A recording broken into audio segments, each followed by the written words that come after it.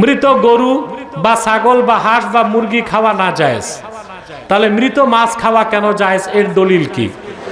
হ্যাঁ আছে, দলিল আছে। আরে মিয়া দলিল আছে তো। তোমরা কি গরু বা মুরগি, ছাগল বা হাঁস মাইরা শুটকি বানায় খাও? আর মাছ? তো হিসাবটাই তো ভিন্ন, হিসাবটাই। আর সবচেয়ে বড় কথা, শরীয়তের কোন বিধানে যদি, কেন, কি, এগুলো তালাশ করা যাবে না। হাদিস শরীফ আছে, হাদিস শরীফে আছে যে মৃত মাছ খাওয়া যাবে, এই জন্য খাওয়া যাবে।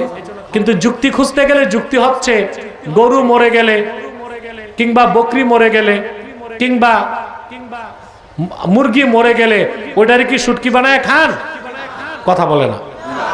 আর মাছ, ওটা তো মাইরেই শুটকি বানান, জেতাটা শুটকি বানান না। আর শুটকিটা মজা করে খান। চিটাঙ্গের মানুষের কাছে তো শুটকি অমৃত, বিয়ে শাদী তো শুটকি খায়। আপনারা যেমন বোয়াল মাছ ছাড়া মেহমান খাওয়ান না, ওনারা মেহমান শুটকি ছাড়া মেহমানদারি করে না। অতএব মাছের হিসাবটাই ভিন্ন।